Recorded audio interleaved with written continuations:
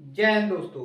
कैसे हो आप सभी लोग? उम्मीद है मस्त और बिंदास होंगे और अपनी पढ़ाई को बहुत अच्छे से कर रहे होंगे। अपना जो ज्योमेट्री का टॉपिक चल रहा था जिसमें हम कॉन्सेप्ट पढ़ रहे हैं ट्राइंगल से रिलेटेड, जिन पर एक एग्जामिनर क्वेश्चन को क्रिएट करता है और आपको एग्जाम में देखने को मिलते हैं। ठीक है, ऐसे हर एक कॉन्सेप्ट को बहुत अच्छे से बिल्कुल बेसिक से एडवांस लेवल तक मैंने समझाने की कोशिश की है। उम्मीद है बहुत अच्छे से आपको समझ में भी आया होगा और जो क्वेश्चन मैंने आपको प्रैक्टिस के लिए दिए थे उन क्वेश्चनों को बहुत अच्छे से आपने प्रैक्टिस भी की होगी। आज के सेशन में जो आगे की कॉन्सेप्ट है उनको समझेंगे, उन पर किस तरीके से क्वेश्चन क्रिएट हुए हैं उन क्वेश्चनों की बहुत अच्छे से प्रैक्टिस भी करेंगे। तो सबसे पहले जो नए व्यूअर्स है उनसे मेरा एक रिक्वेस्ट है कि आप लास्ट के सेशनों को जरूर कंप्लीट करें, क्योंकि ज्योमेट्री एक ऐसा टॉपिक है कि अगर आप रिदम तोड़ के कॉन्सेप्ट को समझने की कोशिश करते हो तो आपको कॉन्सेप्ट बहुत मुश्किल से समझ में आएंगे, या कह सकते हो आपको समझ में नहीं आएंगे। फिर आप बोलोगे कि ज्योमेट्री टॉपिक कैसा है, कठिन है। तो इसलिए मैं आपसे बार बार बोलता हूं कि ज्योमेट्री टॉपिक पर अगर आपको अपनी पकड़ बनानी है तो जो कॉन्सेप्ट मैंने स्टार्टिंग में जो बेसिक कॉन्सेप्ट कहते हैं, बहुत सारे स्टूडेंटों का क्वेश्चन रहता है कि सर बेसिक से पढ़ाइए, तो बेसिक से सर पढ़ा रहे हैं लेकिन आप बेसिक से सारी चीजों को कंप्लीट कीजिए। बात समझ में आई? तो जैसे कि मैंने जब आपको ये सीट स्टार्ट की थी तो मैंने आपको सबसे बेसिक कॉन्सेप्ट बताए थे कि ट्राइंगल का एरिया आप कैसे फाइंड करोगे। तो ट्राइंगल का एरिया से बेसिक आपके कॉम्पिटिटिव एग्जाम में कोई कॉन्सेप्ट नहीं बनता है। तो सबसे बेसिक कॉन्सेप्ट मैंने आपको सीट स्टार्ट करने के टाइम पर बताया थी कि ट्राइंगल का एरिया आप कैसे फाइंड करोगे। अगर ट्राइंगल की टाइप चेंज करते हो तो उसका जो एरिया निकालने का कॉन्सेप्ट होता है वो किस तरीके से चेंज होता है, वो कॉन्सेप्ट किस तरीके से आपको अप्लाई करना है, उन पर बहुत सारे क्वेश्चनों की मैंने प्रैक्टिस करवाई थी। जैसे आगे बढ़े तो मैंने आपको ट्राइंगल के अंदर एक ऐसा कॉन्सेप्ट बताया जिसको मैंने आपको साइन रूल का नाम दिया कि साइन रूल से आप बड़े बड़े जो क्वेश्चन होते हैं, जो बहुत ही कैलकुलेटिव क्वेश्चन होते हैं, जिनमें क्या दिया जाता है, एंगल्स दिए जाते हैं और आपको उन ट्राइंगल की साइड निकालना होता है, तो उनमें क्या कॉन्सेप्ट क्रिएट होता है जिससे आप सेकंडों के अंदर अपने क्वेश्चन का जवाब दो। तो साइन रूल कॉन्सेप्ट के जरिए मैंने आपको बताया था कि जो किसी ट्राइंगल की साइड होती है वो अपोजिट एंगल के साइन के रेशियो में होती है, और विद प्रूफ के साथ सारी चीजों को मैंने कंप्लीट करवाया। साइन रूल की कंप्लीट प्रूफ मैंने आपको यहां बताया था कि साइन रूल कैसे बना है और इसको कैसे अप्लाई करना है, उसके लिए मैंने आपको क्वेश्चन भी सॉल्व कराए थे। इसके बाद मैंने आपको एक चीज और बताई थी कि ट्राइंगल बहुत सारे होते हैं, बहुत टाइप होते हैं ट्राइंगल के, लेकिन कुछ ऐसे स्पेशल ट्राइंगल होते हैं जिन पर मल्टीपल टाइम क्या कहता है, एक एग्जामिनर क्वेश्चन को क्रिएट करता है। कैसे? अगर बात करें कि आपको एक ट्रायंगल दिखाई दिया होगा जब आप प्रैक्टिस करोगे मॉक के थ्रू, तो 45 45 90 डिग्री के एंगल का एक ट्रायंगल दिखाई देगा, तो उनकी जो साइड का रेशियो होता है आपको डायरेक्ट याद रखना है कि 1:1/√2 होता है। इस तरीके से चार टाइप के स्पेशल ट्रायंगल है। चारों टाइप के स्पेशल ट्रायंगल को मैंने बहुत ही अच्छे से बिल्कुल बेसिक लेवल से एडवांस लेवल तक समझाया था, उसके प्रूफ को भी समझाया था, सारी चीजों को बहुत अच्छे से कंप्लीट करवाया था। उम्मीद है आप सभी लोगों ने बहुत अच्छे से उसको कंप्लीट किया होगा। अब देखते हैं आज के सेशन में जो क्वेश्चन है कि उन पर किस तरीके से क्वेश्चन क्रिएट होते हैं, उन सभी चीजों को। एक और रूल मैंने आपको बताया था, कोसाइन रूल। साइन रूल में आप क्या निकाल सकते हो कि आपको एंगल दिए जाएंगे, आप साइड निकालोगे यानी कि भुजा। अगर कोण दिए जाएंगे तो आप भुजाओं को निकाल सकते हो, लेकिन अगर आपको भुजाएं दी जाए तो आप एंगल को निकालोगे, लेकिन कॉन्सेप्ट का नाम चेंज हो जाएगा, क्या? Cosine rule. क्या हो जाएगा? Cosine rule. कि अगर कोई एक ट्रायंगल है, ट्रायंगल मान को चलो ए बी सी है, उसमें तीनों साइड दी गई है और आपको एंगल की वैल्यू निकालना है, तो कॉन्सेप्ट हो जाएगा cos a बराबर क्या होगा, आजू बाजू की साइड का स्क्वायर करके क्या करो उनका सम, माइनस क्या कर दो उसकी एंगल के सामने वाली भुजा को, और डिवाइड किससे करना है, ट्वाइस ऑफ BC, आजू बाजू की साइड की मल्टीप्लाई से। बात समझ में आई? एक कॉन्सेप्ट आपके क्रिएट हो गए। ठीक है, इस तरीके से आप तीनों एंगल्स को निकाल सकते हो। कल मैंने जो कल का सेशन हुआ था उसमें मैंने जो कोसाइन रूल है कि वो किस तरीके से बना है, क्या कॉन्सेप्ट है, उस चीज को बहुत अच्छे से समझाया था, उसका प्रूफ भी बताया था, सारी चीजें कंप्लीट करवाई थी। आज के सेशन में केवल क्या होगा, देखो 1 घंटे में अगर मैं आपको एक कॉन्सेप्ट समझा रहा हूं तो आप ये मान के चलो कि हर एक चीज बहुत बेसिक से हो रही है, आप एडवांस लेवल तक भी हर एक चीज को समझने का काम कर रहे हो, लेकिन आपको उस चीज को कंप्लीट करना है, प्रॉपर तरीके से उसका नोट बनाना है, नोट्स बनाने के बाद उसको रिवाइज करना है, रिवाइज करने के बाद उस पर किस तरीके से क्वेश्चन क्रिएट हुए, कैसे लैंग्वेज में चेंजेस आते हैं, उन सभी चीजों को बहुत अच्छे से कंप्लीट करना है, प्रैक्टिस करना है, तो आप समझोगे कि सारी चीजें बहुत अच्छे से कंप्लीट हो जाएंगी। जैसे जो कॉन्सेप्ट है उनसे रिलेटेड एक क्वेश्चन है, आज मैं आपको प्रैक्टिस करूंगा। आपको समझ में आएगा कि एक कॉन्सेप्ट को क्वेश्चन के अंदर से कैसे ऑब्जर्व करना है। बात समझ में आई? तो आइए सबसे पहले क्वेश्चन को रीड करते हैं। और बहुत सारे ऐसे स्टूडेंट हैं जो स्टैंडर्ड क्लास के बाद वो आर्ट साइड से चले गए, एग्रीकल्चर साइड या किसी साइंस ग्रुप से चले गए, बायोलॉजी से, उनने मैथ को बिल्कुल पढ़ा नहीं है। तो ऐसे स्टूडेंटों को थोड़ा ज्योमेट्री समझने में कठिनाई होगी, लेकिन अगर आप पेशेंस के साथ जो चीजें मैं आपको समझा रहा हूं, अगर उन चीजों को बहुत अच्छे से कंप्लीट कर रहे हो तो आपको कोई कठिनाई नहीं आएगी। थोड़े टाइम के बाद आपको इसमें बहुत ज्यादा इंटरेस्ट जगेगा, सारी चीजें बहुत अच्छे से कंप्लीट करोगे, लेकिन आपको थोड़ा पेशेंस रखना पड़ेगा। बात समझ में आई? तो आपको अगर आपकी उम्मीदों को पूरा करना है तो देखो, पेशेंस तो आपका सबसे पहला एक जरूरी हथियार है कि आप पेशेंस को जरूर बनाए रखें, क्योंकि पेशेंस खोगे तो आपके अंदर डिमोटिवेशन आएगा। अगर डिमोटिवेशन आ गया तो आपको किसी भी चीज को करने में मन नहीं लगता है। आपको मोटिवेशन कहां से मिलेगा? थोड़ा थोड़ा पढ़ो, लेकिन ऐसा पढ़ो कि आपके माइंड में वो चीज रहे। ठीक है, तो देखो क्वेश्चन को सॉल्व करेंगे कि कॉन्सेप्ट कैसे यूज होते हैं। तो सबसे पहले क्वेश्चन में क्या कहा गया है कि किसी त्रिभुज एबीसी में कोण बी की जो वैल्यू है वो कितनी है? 30 डिग्री। कोण सी की वैल्यू 45 डिग्री। आपको बीसी जो साइड है वो 50 सेंटीमीटर दी गई है। तो आपको ए बी साइड की लंबाई को फाइंड करना है कि क्या होगी। बिल्कुल आसान क्वेश्चन है, आसान कॉन्सेप्ट से रिलेटेड है। अब देखो, जरूरत है सबसे पहले डायग्राम बनाने की। उसने क्या कहा कि एक ट्रायंगल है, तो देखो सबसे पहले ट्रायंगल बनाओ। क्या बनाओ? ट्रायंगल। ट्रायंगल किस तरीके से है? जैसे देखो, मैंने आपके सामने एक ट्रायंगल बनाया। सबसे ज्यादा दिक्कत तो स्टूडेंटों को डायग्राम बनाने में होती है। जैसे मैंने आपके सामने एक ट्रायंगल बनाया, ए बी और सी। ठीक है, अब क्वेश्चन में कहा गया है कि एंगल बी की वैल्यू कितनी है? 30 डिग्री। आपका जो एंगल बी है वो कितनी डिग्री का हो गया? 30 डिग्री का। दूसरी चीज, एंगल सी की वैल्यू आपकी कितनी हो गई? 45 डिग्री। ठीक है, आगे क्या कहा गया है कि जो बीसी है, बीसी ये जो साइड है इसकी वैल्यू कितनी दी गई है? 50 सेंटीमीटर। ठीक है, आगे बढ़िए। आपको ए बी वैल्यू, मान लो इसको आपको एक्स को फाइंड करना है, कैसे फाइंड करोगे? ठीक है, सबसे पहले एक बात बताइए आप कि अगर आपको इस ट्रायंगल के अंदर दो एंगल दिए गए हैं, अगर मैं आपसे इस एंगल की बात करूं तो क्या आप बता सकते हो? क्या आप इस एंगल की वैल्यू बता सकते हो? बिल्कुल बता दोगे। कैसे? कि ये 30 हो गया, ये 45, कितना हो गया टोटल? 75। तो ये जो एंगल होगा वो कितने डिग्री का होगा? 105 डिग्री का। कैसे? ट्रायंगल के तीनों कोणों का जो सम होता है वो कितना होता है? 180 डिग्री। बात समझ में आई? अब देखो, आपको ये वैल्यू फाइंड करनी है।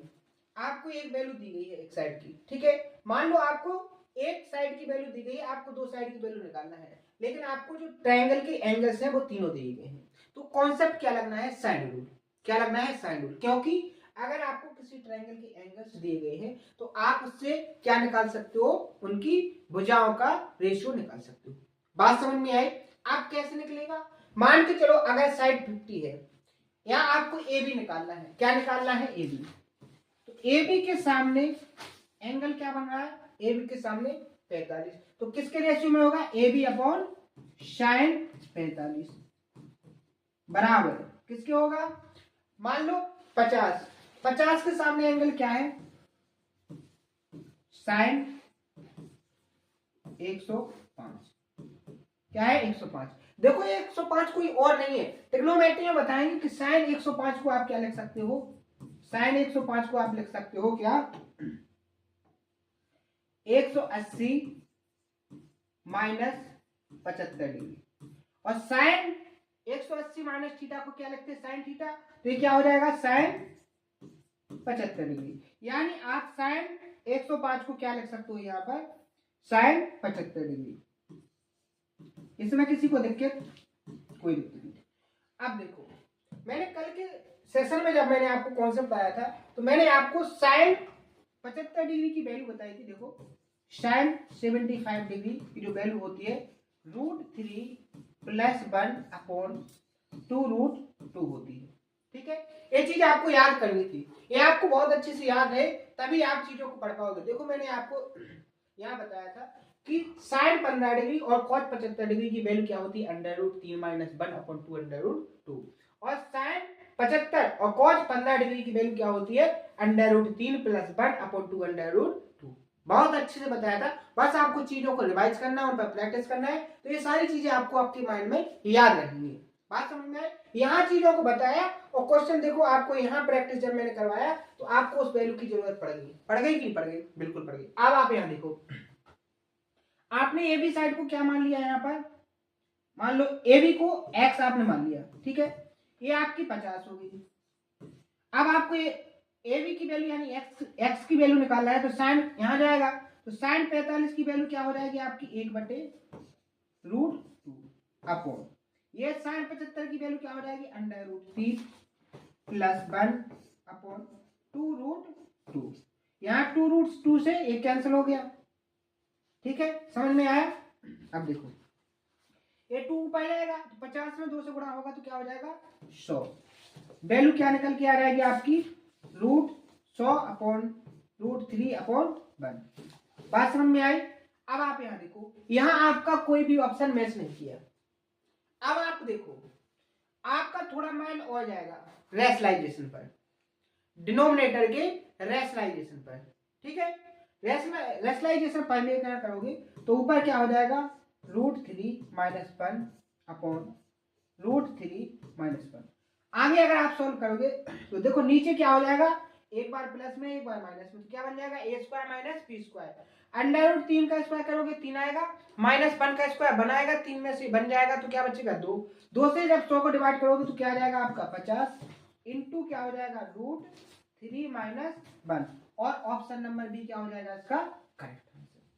ये तो आपका हो गया थोड़ा बेसिक और लेंथी तरीका, इससे भी आप एग्जाम के हॉल में सॉल्व कर सकते हो। इसमें तब सॉल्व करोगे जब आपके पास टाइम पर्याप्त हो, जब आपने और क्वेश्चनों में टाइम सेव किया हो, तब आप इस मेथड को यूज कर सकते हो। लेकिन मान लो आपका टाइम सेव नहीं है, आपके पास टाइम की कमी है, तो इसको कैसे सॉल्व करोगे? तो एक तरीका और देखो, मैं आपको हर एक तरीके से क्वेश्चन को सॉल्व करना बताऊंगा कि आपको कब कौन से तरीके से सॉल्व करना है, वो टेक्निक भी मैं आपको बताऊंगा। मान लो मैंने वर्टेक्स ए से इसके अपोजिट साइड पर क्या डाल दी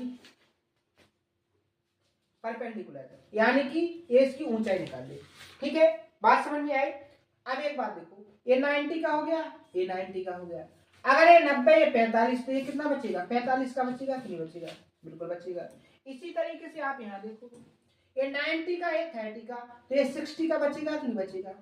अगर आप कंप्लीट एंगल ए की बात करोगे तो 60 और 45 कितना हो जाएगा 105 हो जाएगा कि नहीं हो जाएगा? कोई दिक्कत? कोई दिक्कत नहीं। अब एक बात बताओ, अगर एंगल दिया हो 60 90 30 का, तो भुजाओं का रेशियो क्या होता है? 60 के सामने वाली भुजा क्या होती है √3, 30 के सामने वाली भुजा का रेशियो क्या होता है 1। सर्कल में बंद कर दिया क्योंकि ये रेशियो है। 90 के सामने जो साइड होती है उसकी रेशियो क्या होता है 2।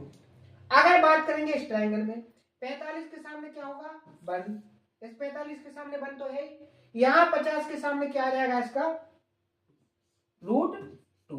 देखो कहां पर, यहाँ देखो मैंने आपको कॉन्सेप्ट जो बताया है उससे बाहर कोई भी क्वेश्चन सॉल्व नहीं करूंगा। 45 45 90 रेशियो क्या होगा 1:1:√2, ठीक है। अगला देखो, अगर ट्रायंगल बने 30 60 90 का, तो रेशियो क्या होगा 1/√3 और 2। कॉन्सेप्ट समझ में आया? अप्लाई कैसे करना है उस चीज को आप लोगों को समझा रहा हूं, ठीक है। अब देखो आपने ये चीज यहाँ फॉलो कर ली।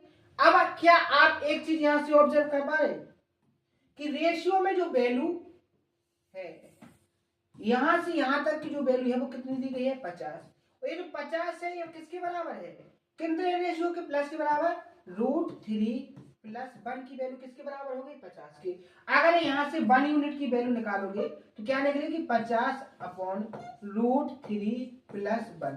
आपको किसकी वैल्यू चाहिए 2 की, क्योंकि आपको x की वैल्यू, x का रेशियो कितना है 2, 2 की वैल्यू निकालोगे दोनों साइड 2 से मल्टीप्लाई, तो 2 की वैल्यू जब निकालोगे तो क्या निकलेगा 100/√3 + 1। इसका जब रेशनलाइजेशन करोगे तो ऑप्शन नंबर बी क्या आ जाएगा आपका करेक्ट आंसर। देखो दो तरीके से आप इसको सॉल्व कर सकते हो, एक तो क्या एंगल के रेशियो से साइड को निकाल लो, एक क्या डायरेक्ट साइन रूल लगाओ और आपका आंसर आ जाएगा। बात समझ में आई? उम्मीद है सॉल्यूशन बेस्ट अप्रोच के साथ मैं आपको देता हूं कि आपको कोई भी टाइम ऐसा ना हो कि आप एग्जाम में जब सॉल्व कर रहे हो तो आप कोई बेसिक मेथड लगाओ जिससे आपका सॉल्यूशन क्या हो जाए, लंबे टाइम में निकले। और जहां आपके सामने वाला स्टूडेंट, जो आपके सामने वाला कॉम्पिटिटर है, वो आपके टाइम के बराबर में 4 क्वेश्चन सॉल्व कर रहा है, वहां आप 1 कर रहे हो, तो आपको कितना 4 क्वेश्चन, आपके 3 क्वेश्चन छूट रहे हैं इस टाइम में, यानी कि वो अगर 100 क्वेश्चन को सॉल्व करेगा तो आप 70 ही क्वेश्चन सॉल्व कर पाओगे। तो आपको आते हुए भी आप उससे क्या हो गए, पीछे हो गए। तो क्या आपका सिलेक्शन होगा? बिल्कुल नहीं होगा। तो ऐसे आपको इन चीजों पर बहुत विशेष ध्यान देना है। इन छोटी छोटी चीजों से ही बहुत सारे स्टूडेंटों का सिलेक्शन होता है, हर एक चीज आने के बाद भी। बात समझ में आए? वो कहते हैं कि मुझे उससे ज्यादा आता था लेकिन मेरा सिलेक्शन नहीं हुआ, उसका सिलेक्शन, क्योंकि उसने छोटी छोटी चीजों पर ध्यान ज्यादा दिया। कैसे कि उसको टाइम बचाना है, टाइम के अंदर क्वेश्चन का सॉल्यूशन लाना है, बेस्ट अप्रोच के साथ क्वेश्चन को सॉल्व करना है। तो वो सारी चीजें कहां से डेवलप होंगी? जब वो सारी चीजों पर बहुत अच्छे से पकड़ बनाएगा, कॉन्सेप्ट को समझेगा, कॉन्सेप्ट को बार बार प्रैक्टिस करेगा, रिवाइज करेगा। इन्हीं चीजों से क्या होता है, जो क्वेश्चन की कॉन्सेप्ट को पकड़ने की मेंटेलिटी है वो क्या होती है, डेवलप होती है। बात समझ में आई? अगला क्वेश्चन सॉल्व करो। इसी तरीके से देखो, एक ही कॉन्सेप्ट से रिलेटेड मैंने 4 से 5 क्वेश्चन लिए हैं, क्योंकि बहुत ज्यादा क्वेश्चन, अब जो नया पैटर्न है इसमें साइन रूल और कोसाइन रूल से बहुत ज्यादा क्वेश्चन पूछे जा रहे हैं, हर एक एग्जाम में आ रहा है। चाहे आप एसएससी का उठा लो, चाहे आप सीडीएस का उठा लो, चाहे एनडीए का, चाहे आप किसी स्टेट एग्जाम का, हर एक एग्जाम में ज्योमेट्री से इस साइन रूल और कोसाइन रूल का एक ना एक शिफ्ट में सवाल जरूर पूछा जाता है। और सिंपल कॉन्सेप्ट है, बस आपको थोड़ा उसको प्रैक्टिस करके जाना है, सारी चीजें बहुत आसानी से सॉल्व हो जाएंगी। देखो क्वेश्चन कितना छोटा है, लेकिन इसको सॉल्व करने के लिए अगर आपको कॉन्सेप्ट नहीं आता है तो आप इसको कभी नहीं सॉल्व कर पाओगे। देखो यहाँ क्या कहा गया है कि दिए गए चित्र में भुजा पी आर की वैल्यू को फाइंड करना है। आपको एक डायग्राम दिया गया है, डायग्राम में कुछ चीजें दी गई है और आपको एक साइड पी आर है, उसकी वैल्यू को फाइंड करना है। वहां दिया गया है एक्स की वैल्यू क्या होगी, ठीक है, एक्स की वैल्यू फाइंड करना है। तो यहाँ देखो कॉन्सेप्ट को ऑब्जर्व करने में आपको कितना टाइम लगेगा। यहाँ देखो आपको एंगल दिया है, आपको साइड से दी गई है, और मैंने आपको बताया है कि अगर आपको ये साइड निकालना है तो यहाँ क्या लगा लो, कोसाइन रूल। क्या लगा लो, कोसाइन रूल। अगर एंगल दिया है तो यहाँ एक ही एंगल दिया है, इस ट्रायंगल के तीनों एंगल तो दिए नहीं है कि आप साइन रूल लगाओ। अगर तीनों एंगल्स दिए जाते तो आप क्या लगाते यहाँ पर, साइन रूल। और अगर आपको साइड दी गई है तो यहाँ क्या लगाओ आप, कोसाइन रूल। सीधी सिंपल सी बात है। क्या है, बिल्कुल सिंपल सी बात है, सिंपल सी बात है। अगर आप x की वैल्यू को फाइंड करोगे तो फॉर्मूला क्या कहता है, एक्स स्क्वायर बराबर एंगल की आजू बाजू की भुजाओं का स्क्वायर, तो 2 का स्क्वायर 4 प्लस 1 प्लस रूट 3 का स्क्वायर करोगे आप क्या हो जाएगा, 1 का स्क्वायर 1 प्लस रूट 3 का स्क्वायर क्या हो जाएगा 3 प्लस 2 a इंटू बी क्या हो जाएगा 2 रूट 3 माइनस क्या होता है 2 into 1 plus root 2 root 3 into cos theta. Cos theta cos 60 का मान क्या होता है 1/2। बस इतना ही सी बात थी, आपने इस चीज को ऑब्जर्व कर लिया। आप देखो सॉल्व करो, इस 2 से ये वाला 2 कैंसिल हो गया, ठीक है। आगे देखो 4 1 5 और 3 8 प्लस 2 रूट 3 माइनस, देखो यहां से अंदर बना होगा तो -2, यहाँ -2 रूट 3, यहाँ देखो माइनस प्लस कैंसिल हो गया, 8 से -2 करोगे क्या आ जाएगा 6। यहाँ एक्स स्क्वायर की वैल्यू कितनी आ गई 6। आपको एक्स की वैल्यू बतानी थी, एक्स की वैल्यू क्या आ जाएगी रूट 6। ऑप्शन नंबर क्या हो जाएगा आपका B correct answer. SSC CGL tier 2 में पूछा गया क्वेश्चन है। आप ये बात मान के चलो कि मेंस में हर एक क्वेश्चन लेने नहीं पूछा जाता है आपसे, क्वेश्चन छोटा लेकिन उसके अंदर का जो कॉन्सेप्ट है वो आपको ऑब्जर्व करना पड़ता है।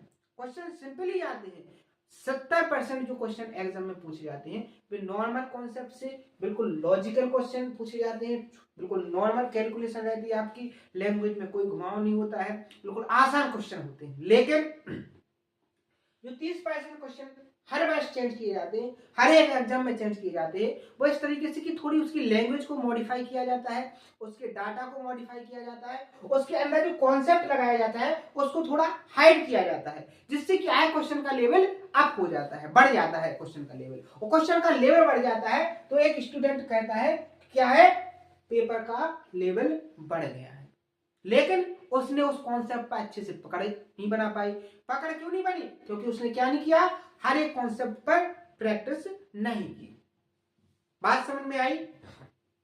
अगला क्वेश्चन सॉल्व करो। देखो सेम कॉन्सेप्ट से रिलेटेड है, बिल्कुल सेम कॉन्सेप्ट से रिलेटेड है। इसमें बस थोड़ा देखो लास्ट में आपको थोड़ा डाटा में मॉडिफाई कैसे होता है उस चीज को समझाने के लिए मैंने क्वेश्चन उठाया है। देखो कैसे, क्वेश्चन में क्या कहा गया है कि एक त्रिभुज है, क्या है, एक ट्रायंगल है, ट्रायंगल में एबीसी है, एबी की लेंथ 12 सेंटीमीटर, एसी की लेंथ 10 सेंटीमीटर और एंगल बीएसी की वैल्यू 60 डिग्री है। तो आपको बीसी की लेंथ फाइंड करना है कि क्या होगा। ठीक है, यहां तक तो डाटा से तो आपको नॉर्मल लगा, लेकिन लास्ट में आप देखो यहाँ क्या लॉजिक उसने छुपा के दिया है। उसने क्या कहा, ए बी की वैल्यू कितनी है यहाँ पर 12, ए सी की वैल्यू कितनी है आपकी 10, एंगल कितने डिग्री का 60 डिग्री का, बी सी यानी आपने मान लिया इसको एक्स, क्या मान लिया एक्स। अब एक्स को फाइंड करना है, कोसाइन रूल लगा लो, एक्स स्क्वायर बराबर क्या हो जाएगा, आजू बाजू एंगल की आजू बाजू की साइड का स्क्वायर 144 प्लस 10 का स्क्वायर 100 माइनस 60, 2 इंटू क्या हो जाएगा 12 गुणे 10 इंटू कॉस 60 की वैल्यू क्या हो जाएगी 1/2, 2 से ये 2 कैंसिल। आगे सॉल्व करो, यहाँ देखो 144 और 100 क्या हो जाएगी 244 माइनस 12 गुणे 10 120। अगर 244 में से 120 जाएंगे क्या बचेगा 124। एक्स स्क्वायर की जो वैल्यू आ गई वो क्या आ गई 124। अगर एक्स की वैल्यू निकालोगे तो क्या हो जाएगा रूट 124। 124 को क्या लिख सकते हो 4 रूट 4 इंटू 31 लिख सकते कि नहीं लिख सकते। यहाँ क्या हो जाएगा आपका यहाँ से 2, 4 से क्या निकल आएगा 2 और इंटू में रूट में क्या बचेगा आपका 31। लेकिन आप यहाँ देखो ऑप्शन में एक भी ऑप्शन आपसे मैच तो नहीं हुआ, नहीं हुआ। अब यहाँ देखो मैंने कहा था ना कि डाटा में थोड़ा मॉडिफाई किया जाता है। एक चीज बताओ, अगर आप रूट से कोई नंबर निकाल रहे हो, जैसे अगर आपको रूट में 25 दिया है तो आपका क्या निकलेगा 5। अगर रूट के अंदर आपको 36 दिया है तो क्या निकलेगा 6। लेकिन मैं आपसे पूछ लूं कि रूट 31 का क्या निकलेगा, तो क्या जवाब आएगा आपका, क्या आप अनुमान लगा सकते हो? अनुमान बिल्कुल सिंपल होगा कि 5 और 6 के ही बीच में कोई नंबर होगा, 5 और 6 के बीच में ही कोई नंबर होगा, क्योंकि 31, 25 और 36 के कैसे है बीच में है, 25 से बड़ा है और 36 के निकटतम है, 36 के ज्यादा निकटतम है कि नहीं। यानी कि अगर आप यहाँ देखो, अगर आप यहाँ 36 लेते तो आपका आंसर 12 आता, कितना आता 12। यहाँ क्या 12 है, 12 से जो ज्यादा है वो क्या हो जाएगा एलिमिनेट हो गया कि नहीं हो गया। अगर आप मान लो 25 होता तो क्या निकलता 10 से छोटा जो है वो एलिमिनेट हो गया कि नहीं हो गया। अगर 10 निकलता तो ये तो 10 से ज्यादा निकलना, क्योंकि 31 की वैल्यू तो रूट से बाहर 5 से ज्यादा आएगी, तो 10 भी नहीं होगा, बी भी नहीं होगा, सी भी नहीं होगा। तो आपका जो आंसर होगा वो डी वाला ऑप्शन करेक्ट होगा। कैसे होगा वो चीज आपको समझ में आ गई। देखो मैंने वो चीज पहले यहाँ समझाई तब जाके आपको आंसर टिक करवाया। तो ये अप्रोच होती है क्वेश्चन को सॉल्व करने की। अब जैसे मान के चलो अगर ये टेक्निक एक स्टूडेंट को पहले से पता नहीं है तो वो क्या करेगा, इसी सॉल्यूशन को वो बार बार सॉल्व करेगा, कम से कम 2 से 3 बार सॉल्व करेगा कि कहीं मेरी कैलकुलेशन मिस्टेक तो नहीं हो गई। आप देखो डाटा कितना सिंपल दिया है, वो कहेगा कि ये क्वेश्चन का सॉल्यूशन यही है, मतलब रूट के अंदर इस तरीके से आ ही नहीं सकता है, जहां जो लास्ट में आंसर बचा है वो रूट के अंदर इस तरीके से नहीं आ सकता है। लेकिन वो इस चीज को फोकस नहीं करेगा, उसका ध्यान इस पर नहीं जाएगा कि ये जो वैल्यू है वो किसके 5 और 6 के बीच में आएगी, तो अपना ऑप्शन किस तरीके से टिक करना है। तो ऐसे अप्रॉक्स वैल्यू में भी ऑप्शन दिए जाते हैं और आपको टिक करने पड़ते हैं। एसएससी में एक गलत ऑप्शन नहीं है, रेलवे में भी पूछा गया है, एसएससी सीजीएल 2020 का भी क्वेश्चन है, 20 से बाद रेलवे में पूछा गया, इसलिए मैंने इसको रेलवे से डिनोट किया है। बात समझ में आई? तो ऐसे डाटा को बहुत सारे स्टूडेंटों का इन्हीं बातों से सिलेक्शन होता है, ये छोटी छोटी चीजों की मिस्टेक में लगी रहती है। एग्जाम के हॉल में एक तो इतना प्रेशर रहता है कि आपको अपनी गलती के अलावा किसी की गलती दिखाई नहीं देती है, आपको खुद अच्छे से सॉल्व कर रहे हैं, आपकी कैलकुलेशन बिल्कुल 100% सिक्योर सही है, लेकिन फिर भी आप खुद पर ही कॉन्फिडेंट नहीं रहोगे और उसी में टाइम वेस्ट करोगे। बात समझ में आई? ऐसे आपका सिलेक्शन रुका हुआ है। तो इन चीजों को समझो, इन चीजों को अच्छे से पकड़ो। लेकिन इन सारी चीजों को कैसे पकड़ोगे आप, कैसे इन पर प्रैक्टिस करोगे, तभी जाके आपकी ये छोटी छोटी चीजें, ये छोटी छोटी गलतियां जो आपको सिलेक्शन रोक रही हैं, उन पर आप अच्छे से काबू पा पाओगे। बात समझ में आई? तो देखो, चीजों को बहुत अच्छे से समझना है, कॉन्सेप्ट को समझना है, लेकिन समझने के बाद उस पर उतनी ही क्या करनी है, प्रैक्टिस करनी है। जैसे मैंने आपको कल के सेशन में कॉन्सेप्ट बताए, आज मैं उन कॉन्सेप्ट से मैंने आपको पूरा टाइम दिया कि कॉन्सेप्ट आपको समझ में आ गए। अगर कोई डाउट हो तो वो बताओ। तो सबसे पहले आज मैं क्या करता, डाउट बताता, डाउट बताने के बाद ही आपको क्वेश्चन प्रैक्टिस करवाता हूँ। तो देखो, पढ़ाने का तरीका और रिदम मेरा बहुत अच्छा है। आप पहले जिस तरीके से मैं आपको पढ़ाता हूँ उस तरीके से आप इसको कंप्लीट करो। जैसे मैंने आपको कॉन्सेप्ट पढ़ाए, कल के सेशन में मैंने आपको क्या पढ़ाया था, साइन रूल और कोसाइन रूल और स्पेशल कुछ ट्रायंगल्स थे, जो 4 ट्रायंगल होते हैं उनका कॉन्सेप्ट। तो आपको इन कॉन्सेप्ट को प्रॉपर तरीके से नोट करना था, इनका रिवाइज करना था। रिवाइज करने के बाद आपको क्या करना था कि 1-2 बार खुद से उन कॉन्सेप्टों को प्रूव करके देखना था, उन पर कैसे डाटा से क्वेश्चन क्रिएट हो सकते हैं, आपको इस पर फोकस करना था, इस पर थोड़ा माइंड को आपको लगाना था। तो आपको एक एग्जाम का माइंड और आपका माइंड बिल्कुल मैच करता। और आज जब क्वेश्चन आप सॉल्व करते ना, तो आप इतनी स्पीड से, फास्ट स्पीड से डाटा को सॉल्व करते कि आपको खुद पता नहीं चलता कि मेरा आंसर सर से पहले कैसे आ गया।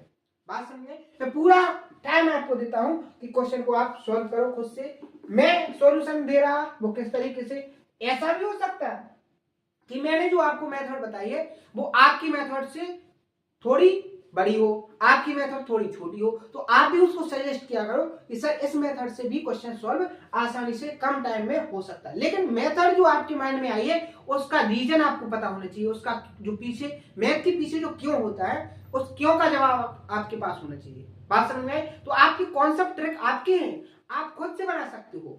ऐसे हर एक ट्रिक्स ऐसे नहीं है कि पहले से बनी हो। ट्रिक्स कब बन जाती है, जब आप डाटा पर बहुत ज्यादा काम करने लगते हो। जब बहुत ज्यादा डाटा पर काम करोगे तो आपके माइंड में ऑटोमेटिक ऐसी ट्रिक्स आने लगती हैं, ऐसा डाटा आपके माइंड में सेट होने लगता है कि वहां से क्या निकलते हैं, शॉर्ट ट्रिक्स निकलती हैं। डायरेक्ट आप क्वेश्चन को सॉल्व नहीं, डायरेक्ट आप आंसर को टिक करने लगते हो। लेकिन इसके लिए अभी बहुत प्रैक्टिस की जरूरत है, वो आप करोगे, हर एक चीज पॉसिबल है, आसानी से सारी चीज कंप्लीट हो जाएगी। तो उम्मीद है जो चीज मैं आपके माइंड के अंदर डेवलप करने की कोशिश कर रहा हूं उस चीज पर आप बहुत अच्छे से पकड़ बना रहे होंगे। ठीक है, बात समझ में आए? अगली चीज, अगला क्वेश्चन सॉल्व करो। ठीक है, में क्या कहा गया है, ट्रायंगल एल एम एन है, जिसमें एल एम की जो वैल्यू है वो क्या है, 8√2 सेंटीमीटर, एल एन की जो वैल्यू है वो 17 सेंटीमीटर, और जो एंगल दिया है L M N, vertex M पर जो एंगल बन रहा है वो कितना दिया है, 135 डिग्री। आपको जो फाइंड करना है वो एम एन की वैल्यू को, लंबाई को फाइंड करना है कि क्या होगा। जो एसएससी सीजीएल होता है, जो उसका मेंस का एग्जाम होता है, उसमें पूछा गया है, 2022 का क्वेश्चन है, बहुत ही लॉजिकल क्वेश्चन है, शानदार कॉन्सेप्ट से पूछा है। इसके मैं आपको 2 मेथड्स बताऊंगा, दोनों मेथड बहुत ही आसान है। एक मेथड में थोड़ा टाइम लगेगा आपको सॉल्व करने में, और दूसरा मेथड किस तरीके से है कि आपको क्वेश्चन में लिखने की कम से कम जरूरत पड़ेगी, आप डायग्राम से ही क्वेश्चन का आंसर सेकंडों में टिक कर लोगे। तो आइए सबसे पहले डायग्राम बनाइए। डायग्राम कैसे बनाना है इस चीज पर फोकस कीजिए कि आपका जो एंगल एल एम एन है, यानी वर्टेक्स एम पे बनने वाला जो एंगल है वो 135 है, यानी कि 90 से ज्यादा। तो ट्रायंगल कैसे बनाएगा ये आप, ट्रायंगल कैसे बनेगा देखो, क्योंकि डायग्राम बनाना भी एक सबसे बड़ा काम है। आपको यदि डायग्राम बनाना नहीं आ रहा है तो आपका सॉल्यूशन उतना अच्छा नहीं निकलेगा। देखो ये आपका क्या हो गया है, एम एल एम एन। ठीक है, बात समझ में आए? यहां जो एंगल बन रहा है वो कितने डिग्री का बना है, 135 डिग्री का। जो एल एम है, आगे देखिए, जो एल एम है, एल एम कितना दिया है, 8√2 सेंटीमीटर। ठीक है, आगे देखिए, जो एल एन है, क्या है, एल एन, एल एन जो बड़ी वाली साइड है वो कितनी है, 17 डिग्री। आपको एम एन की वैल्यू को फाइंड करना है, यानी को आपको ये वाली निकालना है। तो देखो सबसे पहले आप डायग्राम में देखो, 135, 45 और आपका जो 60 और 30 वाले जो एंगल होते हैं, ये कुछ जाने पहचाने एंगल होते हैं, इनको आप देखते ही कुछ चीजों को ऑब्जर्व कर सकते हो। कैसे कि मान के चलो आप क्या करो, इस साइड को थोड़ा आगे बढ़ा दो, ठीक है। क्या किया आपने, इस साइड को थोड़ा आगे बढ़ा दिया, ठीक है। ऐसे आगे बढ़ाया और आपने क्या काम किया कि एल वर्टेक्स से इस पर इस ट्रायंगल की क्या निकाली, ऊंचाई निकाल ली, ऐसे, ठीक है। ये क्या निकाली, इस ट्रायंगल की हाइट, ये क्या होगी आपकी हाइट। बात समझ में आई, क्या हो गई, परपेंडिकुलर। तो आपका ये एंगल कितने डिग्री का हो गया, 90 डिग्री का। बात समझ में आई, बहुत ध्यान से समझना। थोड़ी देखो, अगर आपको थोड़ा शॉर्ट करना है कि आपका जल्दी सॉल्यूशन निकले तो थोड़ा माइंड लगाने की जरूरत होती है। जैसे ये 90 का हो गया, ये 135, तो ये जो एंगल होगा वो कितने डिग्री का होगा, 45 का होगा कि नहीं होगा, क्योंकि जो रेखीय एंगल होते हैं वो कितने डिग्री का एंगल बनाते हैं, 180। अगर ये 135 है तो कितना बचेगा, 45। अगर ये 90, ये 45, तो आपका ये एंगल कितने डिग्री का होगा, 45 का होगा कि नहीं होगा, बताइए आप। अब एक चीज बताइए, 45, 45 और 90 का अगर ट्रायंगल बनता है, 45, 45, 90 का अगर कोई ट्रायंगल बनता है तो उनकी साइड का जो रेशियो होता है वो क्या होता है, बड रेशियो √2। यानी 90 के सामने जो साइड होती है वो √2 होती है। लेकिन यहाँ जो √2 है उसकी वैल्यू 8√2 दी गई है। कितने गुना, 8 गुना। तो ये जो दो साइड है ये कितने गुना हो जाएंगी, 8 गुना। यानी कि आप क्या कह सकते हो कि ये जो साइड है आपकी ये भी 8 होगी और ये भी क्या होगी, 8 होगी कि नहीं होगी। इतनी बात समझ में आई है। अब देखो दूसरी चीज पर फोकस करो। इतनी चीज समझने में किसी को कोई दिक्कत, किसी को कोई परेशानी, बिल्कुल भी नहीं, बहुत आसान तरीका है। ये सारी चीजें मैं आपको बता चुका हूं। ये चीज मैं पहले क्यों बता रहा, क्योंकि टाइम को बचाना आपकी सबसे बड़ी जिम्मेदारी है। आपको टाइम को बचाना सीखना है। एग्जाम में आप जितना टाइम बचाओगे उतना आसान होगा आपको स्कोर बूस्ट करना, उतना आसान होगा आपको सिलेक्शन लेना। बात समझ में आई है कि नहीं आई है। तो देखो आप ट्रायंगल देखो, आप इस बड़े वाले में जो मैं हाईलाइट कर रहा हूं यहाँ पर, इस बड़े वाले ट्रायंगल में देखो एक राइट एंगल ट्रायंगल नजर आ रहा है कि आपको, आ रहा है कि नहीं आ रहा। आप देखो अगर ये वाली जो साइड है ये 8 हो गई, ये आपकी 17 हो गई। तो मैंने, आप ध्यान करो, मैंने आपको एक ट्रिपलेट्स कंप्लीट करवाई थी, 8, 15 और 17। अगर किसी राइट एंगल ट्रायंगल की दो साइड 8, 15 हो गई तो तीसरी साइड उसकी क्या होगी, 8, 17 होगी, तो तीसरी साइड 15 होगी कि नहीं होगी। यानी यहां से लेके यहां तक की जो लेंथ है वो कितनी होगी, 15 होगी कि नहीं होगी। बात समझ में आई कि नहीं आई, बात समझ में आ रही कि नहीं आ रही, बिल्कुल। अब देखो यहां से लेके यहां तक कितनी है, 8, पहले से पता चल गया, और टोटल कितनी है, 15। तो ये जो साइड होगी ये कितनी बचेगी, 7। और आपको एम एन की वैल्यू ही निकालनी थी, यानी कि ऑप्शन नंबर ए क्या हो जाएगा आपका करेक्ट आंसर हो जाएगा। बात समझ में आई। ये तो आपका क्या हो गया कि आप डायग्राम से चीजों को ऑब्जर्व करके इस क्वेश्चन का आंसर विद इन टाइम के अंदर निकाल सकते हो, क्योंकि मेंस का क्वेश्चन आसान क्वेश्चन नहीं होता है, लॉजिकल क्वेश्चन होता है। अगर आपने लॉजिक से सॉल्व किया तो आपके आंसर सेकंडों में निकलेंगे। अगर आपने लॉजिक को नहीं पकड़ा है या लॉजिक को नहीं समझा है तो आप ये मान के चलिए कि आपके आंसर बहुत टाइम में निकलेंगे, और आपको जो मेंस में जो 90 क्वेश्चन आते हैं उसमें से आप 20 और 30 क्वेश्चन ही सॉल्व कर पाओगे। बात को बहुत ध्यान से समझो, बहुत बड़ी बात है। लेकिन आपने अगर स्टार्टिंग तैयारी के टाइम में इन छोटी छोटी चीजों को समझने की कोशिश की तो आप ये मान के चलो कि आपके लिए जो एग्जाम का स्कोर बूस्ट करने का टेंशन है, जो डिमोटिवेशन पैदा करता है, वो बिल्कुल 0 लेवल पर हो जाएगा, और आपका स्कोर इतना बूस्ट हो जाएगा कि आपके अंदर मोटिवेशन के लिए किसी बाहरी चीज की जरूरत नहीं पड़ेगी। बात समझ में आई। तो दो चीजें आपके एग्जाम में सिलेक्शन लेने के लिए बहुत इंपॉर्टेंट होती हैं, एक तो आपको मोटिवेट रखने के लिए, एक आपका पेशेंस। तो ये दोनों चीजें आपकी कहां से आएंगी, जब आप जो चीज पढ़ रहे हो उसको बहुत अच्छे से अप्लाई कर पाओ, आपका स्कोर बूस्ट हो जाए। तो ये सारी चीज आपकी प्रैक्टिस से होगी, ठीक है। अगला क्वेश्चन, अगली मेथड क्या है इसकी, उस पर देखो फोकस करो। अगला तरीका क्या कर सकते थे आप, वो आपको सेल्फ करना है, क्योंकि वो पिछले क्वेश्चन में मैंने आपको सॉल्व कराया है। देखो आपको ये वाला एंगल दिया गया है, इसके सामने वाली साइड दी गई है, तो क्या होगा अगर इस साइड को निकालती आप तो क्या निकलती, आजू बाजू की साइड का होल स्क्वायर करती, प्लस करते, माइनस किसको करते, सामने वाली भुजा को, अपॉन क्या होता है 2ab। बात समझ में आ गया। इस तरीके से आप क्या निकाल सकते थे, इस वैल्यू को फाइंड कर सकते थे। किस रूल से, कोसाइन रूल से। बात समझ में आ गई। दूसरा तरीका मैंने आपको बता दिया। देखो कोसाइन रूल कौन सा लगाना है आपको, क्योंकि बहुत सारे ऐसे होते हैं कि वो पढ़ रहे हैं, केवल टाइम को पढ़ने में लगा रहे हैं, लेकिन उस टाइम का सही उपयोग नहीं कर रहे। जैसे कोसाइन रूल में मैंने बताया कि एंगल निकालना है तो कैसे निकालना है, अगर कोई साइड निकालनी है तो कैसे निकालनी है। देखो तीनों साइड है, तीनों एंगल है, तीनों तरीकों से मैंने आपको बताया है। अगर अब भी आपने नहीं सीखा, नहीं समझा, तो आपको इससे अच्छे कहीं नहीं मिलने वाला है, ना ही फिर आप कहीं सीख पाओगे। क्योंकि इतनी बेसिक से पढ़ाने के बाद भी अगर आपको चीजें नहीं आ रही हैं, तो कहीं ना कहीं फिर आपकी खुद की गलती है। खुद अपने आप को देखो कि हम कहाँ गलती कर रहे हैं और मुझे क्या करना चाहिए और क्या कर रहे हो। ठीक है, बात समझ में आई। अगले क्वेश्चन पर बढ़ जाए। नेक्स्ट क्वेश्चन देखो, क्वेश्चन में क्या कहा गया है। एसएससी जीपीओ का क्वेश्चन है कि किसी त्रिभुज की भुजा AB क्या है आपकी 80 सेंटीमीटर और इसका जो परिमाप है पेरीमीटर वो कितना है 170 सेंटीमीटर। जो एंगल है ABC वो कितने डिग्री का है 60 डिग्री का। तो आपको त्रिभुज की सबसे छोटी भुजा को फाइंड करना है।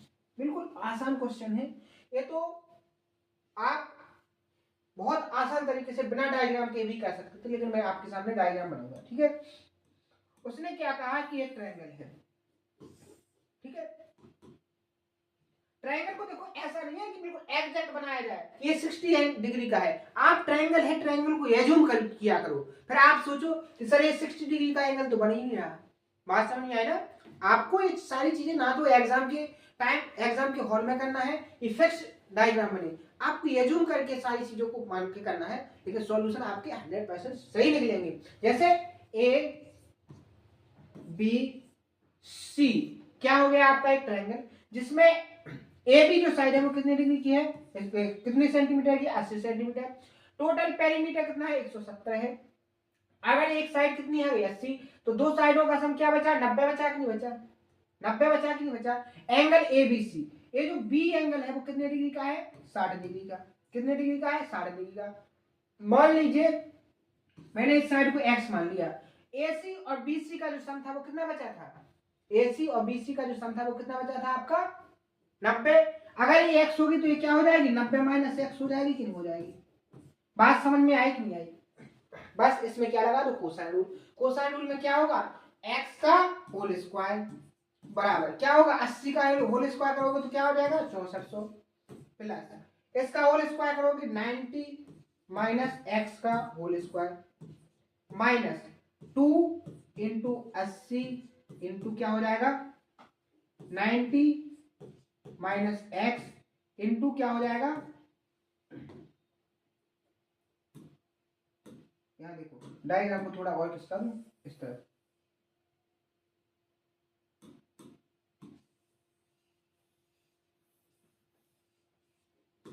देखो ये आपका A हो गया, ये B हो गया, ये C हो गया। ये एंगल B हो गया कितने डिग्री का 60 डिग्री का। ये आपकी 80 हो गई, ये आपकी x हो गई, ये 90 माइनस x हो गई। ठीक है, कोई दिक्कत कोई दिक्कत नहीं। अब देखो यहाँ एक्स स्क्वायर बराबर AB का स्क्वायर प्लस 90 माइनस x का square minus 2AB into BC into cos 60। Cause 60 का मान क्या हो जाएगा 1/2। इसमें किसी को कोई दिक्कत, कौन सा रूल कोसाइन रूल से, कौन सा रूल कोसाइन रूल से। अब मैं यहाँ कोसाइन रूल नहीं लिखूंगा आपके लिए कि पहले रूल लिखूं फिर उसमें वैल्यू पुट करूं। ये भी मैं जो करना है ना, ये भी नहीं करना है आपको, डायरेक्ट करना है। जैसे यहाँ 2 से 2 क्या हो जाएंगे आपके कैंसिल हो जाएंगे। ठीक है, अब देखो 6400 प्लस 90 का होल स्क्वायर क्या हो जाएगा 8100 प्लस क्या हो जाएगा एक्स स्क्वायर माइनस क्या हो जाएगा 2AB तो क्या हो जाएगा 180x। ठीक है, अब देखो माइनस यहाँ क्या बचा है 80 का यहाँ बड़ा होगा 7200 माइनस क्या हो जाएगा यहाँ पर माइनस माइनस प्लस 80x। ठीक है, कोई दिक्कत नहीं। आगे देखो यहाँ देखो एक्स स्क्वायर से ठीक है। ये जो एक्स स्क्वायर है ये इस तरफ एक्स स्क्वायर था, इससे ये दोनों कैसे हो गए कैंसिल, क्योंकि इस तरफ आएगा माइनस को कट जाएगा। यहाँ देखो माइनस की 180 और प्लस की 80 कितना बचेगा, माइनस के 100 एक्स, 100 एक्स इस तरफ आएंगे क्या हो जाएगा 100 एक्स बराबर। यहाँ देखो 8100 में से माइनस 2700 करोगे कितना बचेगा आपका 900, ठीक है 900 बचेगा। 900 को इसमें जोड़ोगे तो कितना हो जाएगा, 6400 में 900 जोड़ोगे कितना हो जाएगा आपका 7300, कितना हो जाएगा 7300। 2 जीरो से 2 जीरो कैंसिल, एक्स की वैल्यू जो निकल के आ गई कितनी आ गई 73। लेकिन आपसे एक्स की वैल्यू नहीं पूछी थी उसने, आपसे पूछी थी सबसे छोटी भुजा। ये 80 हो गई, ये 73 हो गई, ये कितनी भुजा निकलेगी आपकी 17। तो सबसे छोटी भुजा क्या हो जाएगी आपकी BC, और ऑप्शन नंबर सी क्या हो जाएगा इसका करेक्ट आंसर। एसएससी सीपीओ का क्वेश्चन है, आसान क्वेश्चन नहीं आते, हलवा क्वेश्चन नहीं आते, क्वेश्चन ऐसे ही क्रिएट किए जाते हैं, इसमें थोड़ा आपको माइंड लगाना पड़े, अगर माइंड नहीं लगा है तो थोड़ा आपको कैलकुलेशन करना पड़ेगा, ठीक है। बात समझ में आ गई, क्वेश्चन का सॉल्यूशन समझ में आया है नहीं आया है। अगले क्वेश्चन में बढ़ जाए, नेक्स्ट क्वेश्चन देखो, इसमें भी वही कॉन्सेप्ट लगना है। देखो एक ही कॉन्सेप्ट से मैं क्वेश्चन को सॉल्व करा, बस थोड़ी लैंग्वेज में चेंजेस आ रहे हैं, क्या हो रहे हैं केवल लैंग्वेज में चेंजेस आ रहे हैं, बाकी एक ही रिदम है, एक ही तरीका है, एक ही कॉन्सेप्ट आपका यूज हो रहा है, ठीक है।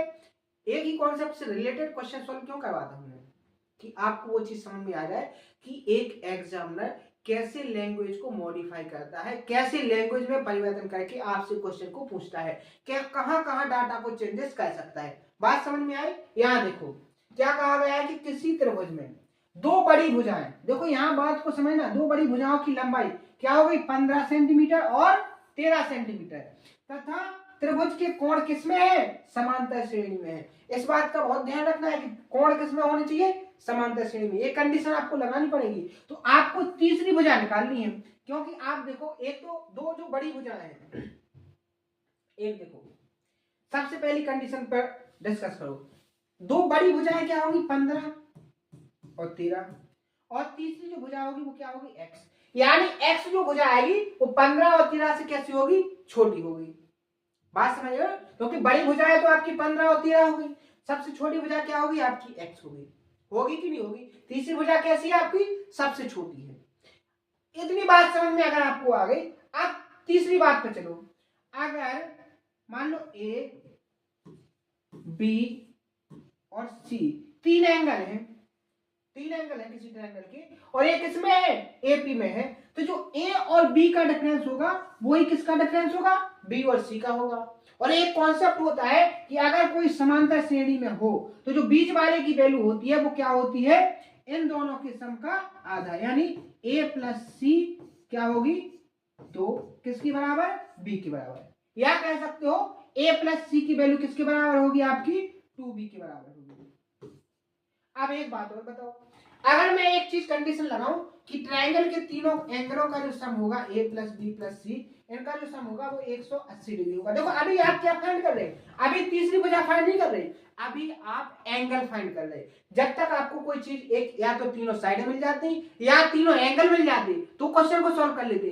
अब आपको दो साइडें दी गई हैं, तीसरी साइड आप डायरेक्ट नहीं निकाल पाओगे, कैसे निकालोगे, आपको कोई ना कोई एक कोण मिल जाए, क्या मिल जाए कोण, तो वो कंडीशन को सेटिस्फाई करवा के आपको मिलेगा। कैसे, यहां देखो A प्लस C की वैल्यू कितनी हो गई 2B प्लस B बराबर क्या हो जाएगा आपका 180, 2B और B 3B, 3B से 180 को डिवाइड करोगे तो B एंगल क्या आ गया 60। यहां से आपको क्या मिला कि अगर किसी ट्रायंगल के तीन कोण किसमें हैं AP में हैं तो उनमें से एक एंगल की जो वैल्यू होगी वो क्या होगी, एक एंगल की वैल्यू आपकी जो होगी वो 60 डिग्री होगी, कितनी होगी 60 डिग्री होगी। जैसे मान लो आपके B एंगल की वैल्यू कितनी हो गई 60 हो गई, A एंगल की वैल्यू मान लो 60 से ज्यादा होगी और C एंगल की वैल्यू क्या हो जाएगी 60 से कम हो जाएगी, लेकिन बीच वाले की जो वैल्यू होगी वो फिक्स हो गई, कितनी होगी 60 डिग्री। बात समझ में आई, यहां से कोई चीज समझ में आपको आ गई कि नहीं आ गई। अब देखो, अब डायग्राम बनाओ, तो मैंने आपके सामने एक ट्रायंगल बनाया, देखो ट्रायंगल को भी कैसे बनाना है उस चीज को भी बहुत ध्यान से देखो। देखो आप एक बात बताओ, ये हो गया आपका ए बी और सी, ठीक है। आपको ये जो एंगल मिल गया अभी ये 60 डिग्री का मिल गया, कितने डिग्री का मिल गया 60 डिग्री का मिल गया। अब एक बात बताओ, एक बात बताओ, 15 और 13 में सबसे बड़ी साइड कौन सी है? 15।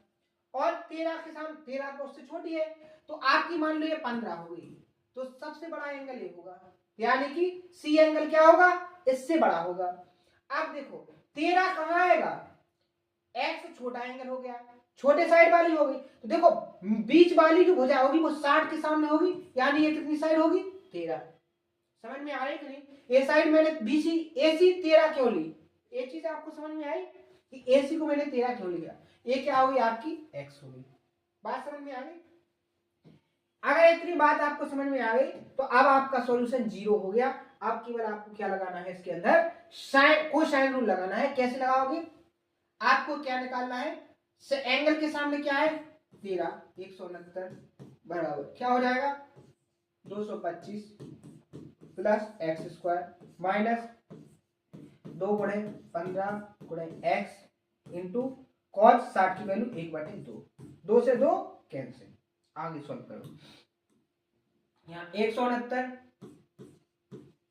बराबर 225 plus x square minus 15x।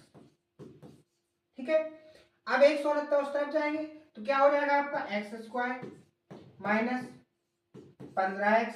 अब देखो 70 30 31, 31 में 25 और ऐड करो तो कितने हो गए?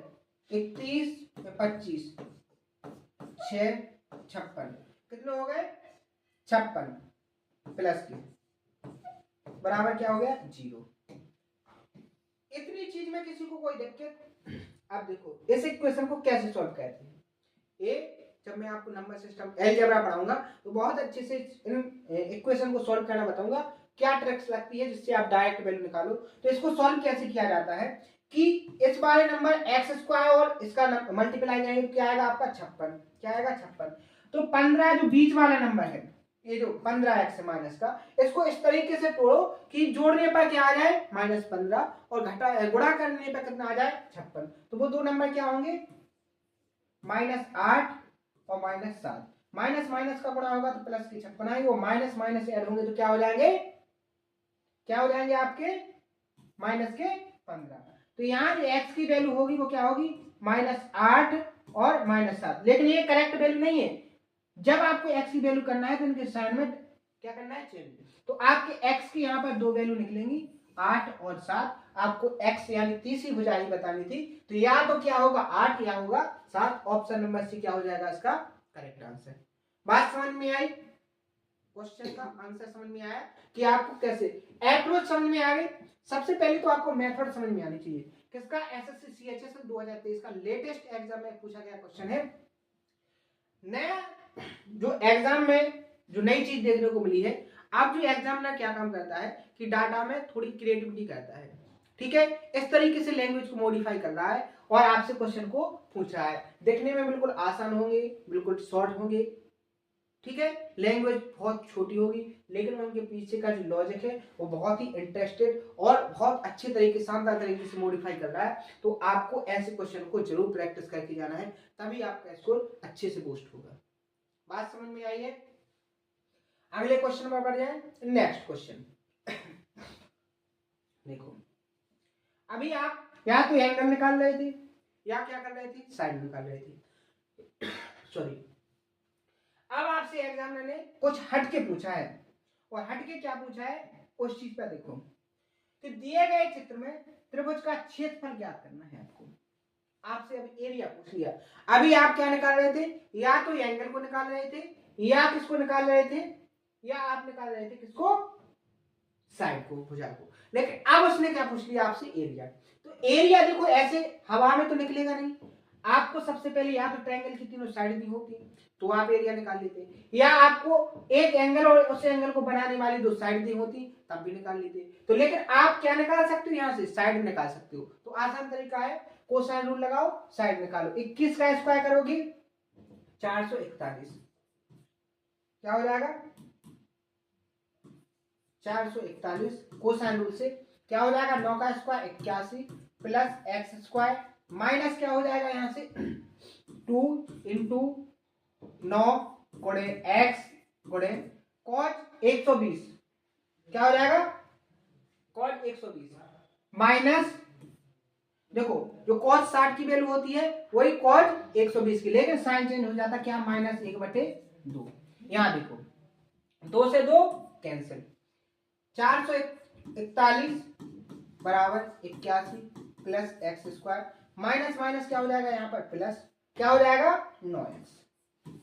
अब देखो ये इस तरह पे आएंगे तो माइनस के होंगे, 41 जाएंगे तो क्या बचेगा 360, यानी x square plus 9x plus minus क्या हो जाएंगे 360 बराबर 0।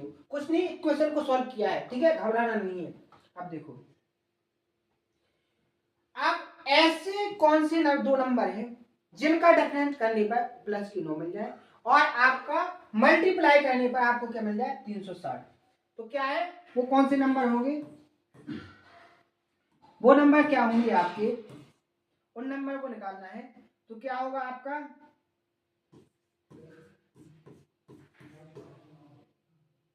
वो नंबर होंगे आपके 24 और 15। क्या होंगे 24 और 15। ये कैसे मैंने निकाल लिए, जब अलजेब्रा पढ़ाऊंगा बहुत अच्छे से समझाऊंगा, बहुत अच्छे समझ में आएगी। अभी आप यहाँ देख लो कैसे करना है। क्या आ गए आपके 24, 24 में से 15 जाएंगे, क्या बचेंगे प्लस के 9, और 24 और 15 का मल्टीप्लाई करोगे तो क्या आ जाएगा, तो एक्स स्क्वायर प्लस 24 एक्स, यानी एक्स की देखो आगे सॉल्व नहीं करना, यहीं से जो आपकी एक्स की वैल्यू होगी प्लस के 24 और माइनस के 15, लेकिन ये एक्स की फाइनल वैल्यू नहीं है, आपको क्या करने पड़ेंगे इनके साइन चेंज, तो ये हो जाएगी माइनस, ये हो जाएगा प्लस, तो आपकी ये वैल्यू तो क्या होगी इम्पॉसिबल, क्योंकि किसी भी ट्रायंगल की जो वैल्यू होगी साइड होगी वो माइनस में नहीं हो सकती। तो आपकी जो एक्स की वैल्यू एक आएगी वो क्या जाएगी आपकी 15। अब आपको इसका एरिया निकालना है, सेकंडों में क्या हो जाएगा 1/2, आजू बाजू की साइड 9 गुणे 15 गुणे क्या होगा cos 120, cos sorry sin 120, sin 120 का मान क्या होता है √3/2, ठीक है। यहां देखो 15 नंबर 133 √3/4, ऑप्शन नंबर ए इसका क्या हो जाएगा करेक्ट आंसर। बात समझ में आई। देखो चीजें आसान नहीं होती हैं, मैं भी इस चीज को बहुत अच्छे से जानता हूं, लेकिन चीजें आसान बनाई जा सकती हैं। कैसे कि हर एक चीज को बहुत अच्छे से समझो। देखो ये जो कैलकुलेशन है ये आपको कहीं कोई टीचर बाहर से अलग से बेसिक से कोई पढ़ा के नहीं बताएगा। ये जो कैलकुलेशन मैंने आपके सामने की है ये आपको सेल्फ करनी पड़ेगी, सेल्फ से सीखना पड़ेगा। तरीका मैं आपको 1 से 2 बार बता सकता हूं, लेकिन मैं कहूं बार बार आपको कैसे सॉल्व किया, इसको इस तरफ ले गए, इसको इस तरफ ले गए, इसको इसमें से घटाया, इसको इससे घटाया या घटा के बताऊं, तो ये पॉसिबल नहीं है, क्योंकि आपका जो सिलेबस है उसको टाइम के अंदर कंप्लीट भी करना है। तो आपको ऐसी चीजों को खुद से सीखना है। कैसे आएंगे, जब आप क्वेश्चन को बार बार सॉल्व करोगे तो वो सारी चीजें आपके माइंड में कैलकुलेट होने लगेंगी, क्योंकि आपका माइंड मेरा माइंड कोई अलग से नहीं है। आप भी प्रैक्टिस करोगे आपको भी आएंगी, मैंने प्रैक्टिस की मुझे भी आएंगी, ठीक है। तो इस चीज के लिए घबराना नहीं है, ना ही डिमोटिवेट होना है। और आप एक बात बताओ, अगर आप डिमोटिवेट हो भी गए तो वो किसके लिए नुकसान है, वो आपके लिए खुद के लिए है। आपके लिए वो चीजें छूट जाएंगी, आपका सिलेक्शन रुक जाएगा। बात समझ में नहीं आई। तो आपको देखो ऐसी नेगेटिव माइंड में कोई चीज लाना नहीं है जिससे आपका सिलेक्शन रुके, आपकी उम्मीदें टूट जाए। तो आपको वो चीज तो माइंड के अंदर सेट करना ही नहीं है कि मुझे ये कैलकुलेशन समझ में, हाँ समझ में नहीं आई है तो आप पूछ सकते हो कि सर इसको कहां से लाए, तो वो चीज मैं बता सकता हूँ। जैसे ये सारी चीजें इस तरफ आई तो कैसे आए वो चीज मैं आपको एक्सप्लेन कर सकता हूँ, लेकिन मैं आप बोलो कि बार बार उन चीजों पर फोकस करो या बार बार उन चीजों को एक्सप्लेन करो तो संभव नहीं है, क्योंकि एक सॉल्यूशन एक सेशन में कम से कम 15 से 20 क्वेश्चन तो आपके सॉल्व होने चाहिए, तब जाके आपका सिलेबस कंप्लीट होगा। क्योंकि इस सिलेबस को कंप्लीट करवाने के लिए इस स्पीड से आपको कम से कम 6 से 8 मंथ लग जाते हैं, तब आपका सिलेबस होता है। क्योंकि एक दो टॉपिक तो है नहीं, आपके केवल एडवांस मैथ में ही कम से कम 70 क्लास से 80 क्लास लगानी पड़ती है, तब जाके आपका एडवांस मैथ होता है। और इतनी ही क्लास है आपके अरिथमेटिक्स में मान लो, तो दोनों का वेटेज बराबर है, दोनों को पढ़ाने का तरीका वही है, डाटा भी उतना ही है, आपका सिलेबस उतना ही है। देखो स्पीड में आपको पढ़नी होगी चीजें, तभी जाके आपको सिलेबस आएगा और आपका सिलेक्शन फाइनल होगा, ठीक है।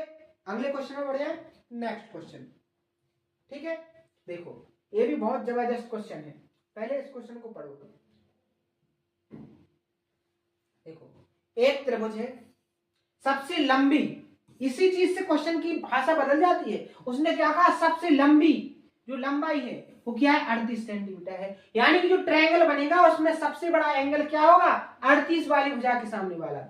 यदि बाकी की जो भुजाएं हैं वैसे एक की लंबाई 10 हो गई, अब ये 10 छोटी भी हो सकती है और 38 से बड़ी भी हो सकती है। अब देखो और त्रिभुज का क्षेत्रफल भी दे दिया उसने कितना 152 वर्ग सेंटीमीटर। तो आपको तीसरी भुजा निकालनी है। इसके कई तरीके हैं, मैं आसान तरीका में आपको बताऊंगा, एक तरीके से आप खुद करोगे, एक तरीका मैं आपको बताऊंगा, ठीक है। देखो उसने क्या कहा कि एक ट्रायंगल है। देखो मैं आपके सामने पहले क्वेश्चन को थोड़ा, ठीक है, एक ट्रायंगल बनाओ। ट्रायंगल कैसे कि 38 के सामने वाली जो साइड है वो कैसी है सबसे बड़ी है। तो देखो मान लो ये जो एंगल है वो कैसा है सबसे बड़ा एंगल है, ठीक है। यहां एंगल क्या हो गया, मान लो ट्रायंगल ए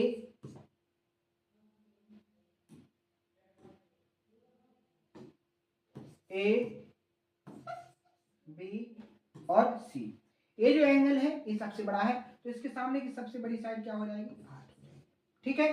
बात समझ में आई, इतनी चीज समझ में आ गई आपको। मान लो एक साइड आपकी क्या होगी 10 हो गई, दूसरी साइड आपको निकालनी है, ठीक है।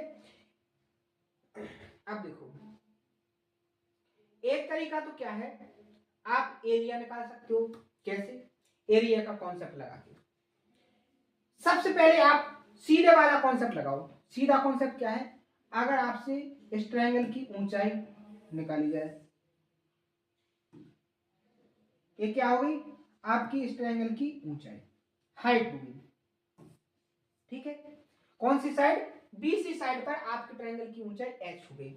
अगर आपको एक बेस दिया हो, आधार दिया हो और क्या दिया हो ऊंचाई दी हो, तो ऐसी कंडीशन में उस ट्रायंगल का एरिया क्या होता है 1/2 आधार गुणे ऊंचाई।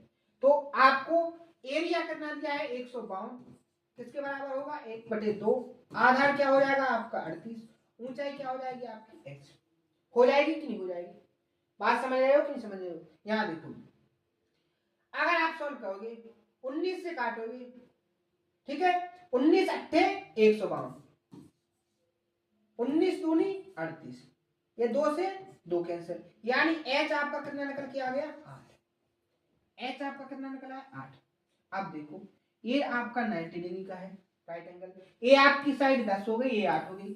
क्या आपको कुछ नजर आ रहा है यहाँ पर, ये आपका एक टेम्पलेट फॉलो करेगा 8 10 6।